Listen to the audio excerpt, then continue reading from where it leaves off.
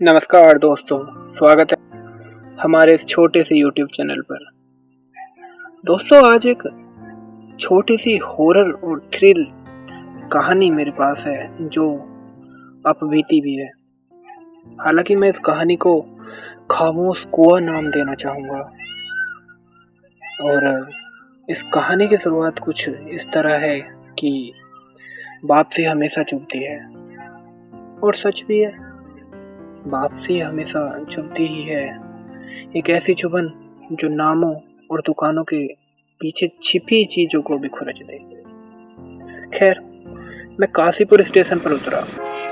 जो शाम ढल चुकी थी और हवा में मिट्टी और पके आम की गंध थी। और स्टेशन के पास वाली एक छोटी चाय की दुकान में दो आदमी चुस्कियां ले रहे थे।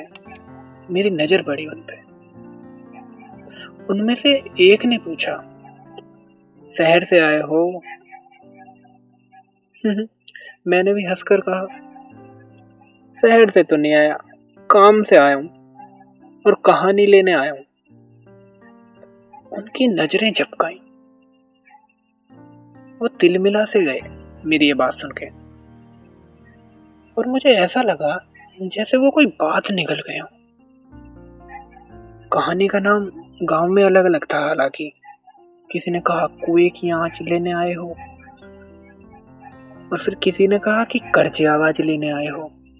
सबसे ज्यादा लोग इसे नाम नहीं देते थे, वे इशारा करते थे उस पुराने ढहे हुए कुएं की तरफ जहाँ एक बार बच्चे खेला करते थे। और अब उस कुएं की हालत ये हो चुकी थी दोस्तों कि चांद भी उसकी तरफ देखने से थरथर आए। मतलब इतना वीरान हो चुका था वो कुआं, इतना बेकार हो चुका था।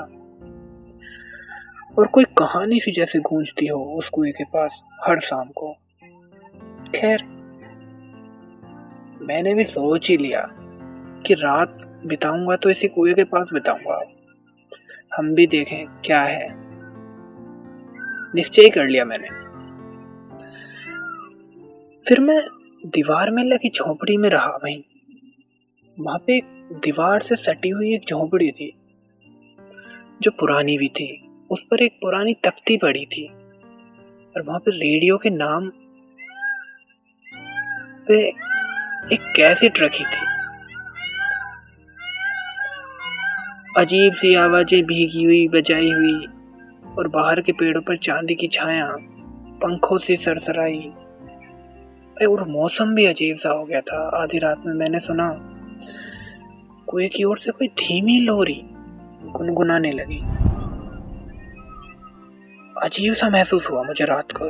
जैसे ऐसा लगा कि कोई मेरे बचपन वाली लोरी गा रहा हो जो माँ सुनाती थी बचपन में जब मैं सोया करता था।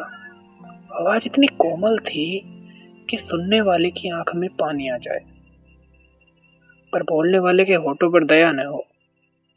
बात भी ठीक है। किसी ने गांव की तरह वहां भी कुछ चेहरे थे जिन पर समय ने एक ही कहानी उकेरी थी। रघुवीर भाई ने मुझे बताया कि यह आवाज अक्सर आती है।